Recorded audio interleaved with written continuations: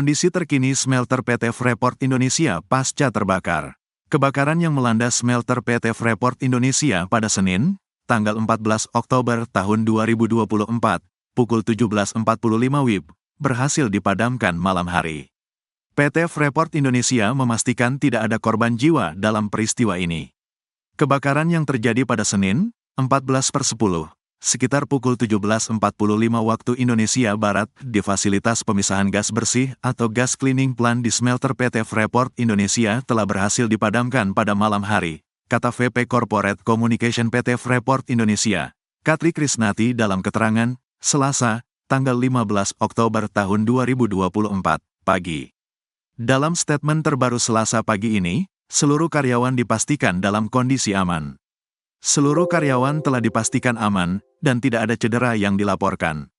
Keselamatan karyawan tetap menjadi prioritas utama kami, katanya. PT FI akan melakukan asesmen kerusakan dan evaluasi penyebab utama kejadian ini. Kami juga akan mengevaluasi dampak terhadap rencana peningkatan kapasitas operasi. Terima kasih kepada lembaga pemerintah nasional dan daerah, perusahaan, media, serta semua pihak yang telah mendukung upaya penanggulangan kebakaran, imbuhnya. Inilah profil smelter PT Freeport Indonesia, PT FI, di kawasan ekonomi khusus, JIIPE Gresik yang terbakar pada Senin, tanggal 14 Oktober tahun 2024, pukul 17.45 waktu Indonesia Barat. Ledakan terdengar 2 kali dan bau amoniak tercium di dekat lokasi kejadian. Tampak api masih berkobar, dan 2 ambulans terlihat di sekitar lokasi. VP Corporate Communication PT Freeport Indonesia, Katri Krisnati membenarkan telah terjadi kebakaran di pabrik asam sulfat smelter PT FI di Gresik. Tim tanggap darurat PT FI bergerak cepat menangani dan sedang berusaha memadamkan api tersebut. Tidak ada korban jiwa dalam kejadian ini.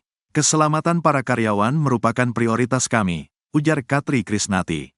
Kurang lebih 7 pemadam kebakaran berjibaku memadamkan api. Pantauan di lapangan, mobil damkar silih berganti memasuki JIIPE.